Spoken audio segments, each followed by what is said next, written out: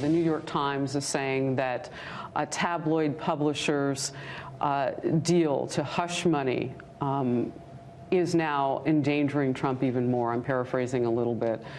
You know, as you look at this, what do you want the nation to know about your former let me just tell you attorney being about that sentenced tabloid. yesterday? I don't think, and I have to go check, I don't think they even paid any money to that tabloid, okay? I don't think we made a payment to that tabloid. I was asking the question, I don't think we made a payment. And then you have the other situation, and every lawyer, look, Trump didn't violate campaign finance laws, and neither did the president. Trump ex-aid. So they're saying that... Wait, I interviewed him on my program the other day. Okay. That's Han von Spakovsky. Yes, Here's he another says one. that. Michael Cohen pled guilty to something that's not even a crime. Wait a minute. These are campaign. Nobody, except for me, would be looked at like this. Nobody. What about Congress, where they have a slush fund, and millions of dollars is paid out each year? They have a slush fund. Millions. They don't talk about campaign finance anything. Have you ever heard of campaign finance list? Have they listed that on their campaign finance sheets? No. Well, as I've covered that story, I'm waiting for them to dig into the slush fund. Number one, they say it's not a campaign finance violation. Number two, or it's not even under campaign finance. Number two, if it was, it's not even a violation. Number three, it's a civil matter.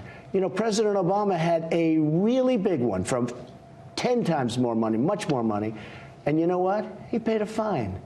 I'm the only one that this happens to. So Robert Ray, former special counsel for Whitewater, was telling me on the program yesterday what you're saying, that if this happened, he said, you know, he couldn't see grounds for impeachment over that. He couldn't see grounds for indictment over that. That's his opinion, but it's an informed opinion that I've seen, that there's not settled law on that anyway. These are the people that ran the FEC, Federal Elections Commission. These are people writing stories that Trump did nothing wrong. I did nothing wrong. So, Mr. President, let's get into, if we can, Michael Cohen. He was your attorney.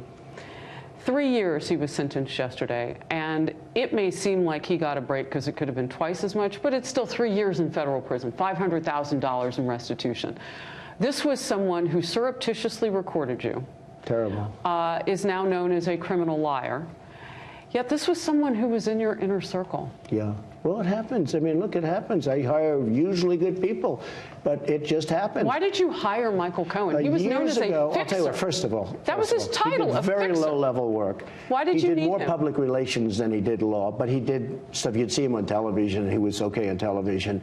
But years ago, many years, like 12, 13 years ago, he did me a favor. He was on a committee, and he was so responsive and so good, and I said, he's a nice guy. Wait a minute. That was the favor? Years ago. Because people have been asking, well, what is the favor that he did the president? He was on a committee with you. He was on a committee. It was a condominium committee many years ago. And he was a very big supporter of mine on that committee. I did a great job. Trump World Tower. It's a very tall building right opposite the United Nations.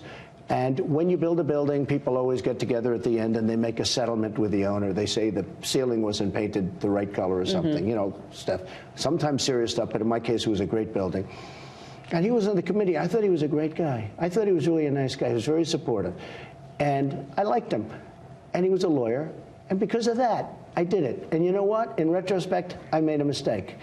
Because what he did was all unrelated to me, except for the 2 campaign finance charges that are not criminal and shouldn't have been on there. They put that on to embarrass me. They put those 2 charges on to embarrass me. They're not criminal charges, number one. Now, that's according, Harris, that's according to the top And I've interviewed people who've told me this. I mean, you watch the program, So you know. what happened is either Cohen or the prosecutors, in order to embarrass me, said, listen, I'm making this deal for reduced time and everything else. Do me a favor, put these 2 charges on. They're not criminal charges. I want to move on. And they weren't for President Obama either. I have one last question. Michael Cohen says that he lied in order to protect you. Yeah. What's your response to that? Let me tell you, I never directed him to do anything wrong.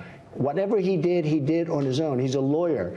A lawyer who represents a client is supposed to do the right thing. That's why you pay them a lot of money, et cetera, et cetera.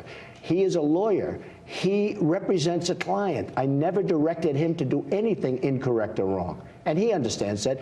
Look, he did some bad things unrelated to me, maybe related to his other clients. I wasn't his only client. He had other clients. He did some bad things. and income tax evasion. I heard about taxi cab. I heard about a lot of things. Now, I'm not reading about any of that stuff, because what he did is he made a deal to embarrass me. In order to embarrass me, they cut his term down. Pretty terrible stuff. Let me tell you the other thing. His father-in-law is a very rich guy, I hear. His father-in-law, I thought, was the guy that was the primary focus. Well, what did he do? Did he make a deal to keep his father-in-law out? Did he make a deal to keep his wife, who supposedly, maybe I'm wrong, but you can check it. Did he make a deal to keep his wife out of trouble? Now, how many people, when they say, listen, if you embarrass the President of the United States, we'll give you a deal. Your father-in-law, your wife, we'll cut you jail. That's all it is. It's a terrible system we have. It's going on right now with General Flynn. The FBI said he didn't lie. I saw your tweet on that about But Mueller said he did lie. So they took a man who's a general and a respected person and a nice man, and I don't even know what he said about me, because, you know, maybe they scared him enough they don't make up a story. But I have a feeling that maybe he didn't. He's a tougher kind of a guy than Cohn. But they took a general that they said didn't lie, and they convinced him he did lie, and he made some kind of a deal.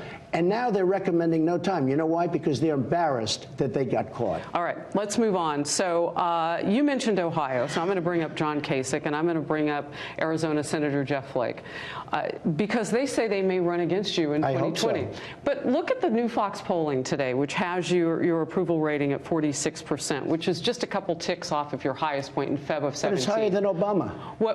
It's higher than Obama. What is your reaction today to getting that number? It's still below 50, but 46% approval. Well, I think it's amazing, because I only get bad news. I only get bad stories. You look at the paper, it's all nonsense. It's campaign contributions that, if it were even a campaign contribution, is totally legal. You look at stories one after another, they're all legal. The great lawyers that do that stuff are saying there's nothing illegal. All right, we'll get to that in a second. But wait a minute. I mean, I get such bad news.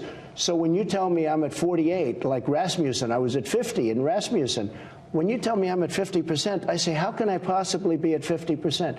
When I open up China, like I'm doing right now, nobody reports it. Now, the Wall Street Journal... Well, we're talking about it. Yeah, well, that's because, you know, I'm here and we're talking about it. It helps. But no, it's on the front page now of the Wall Street Journal, because nobody's ever seen anything like this.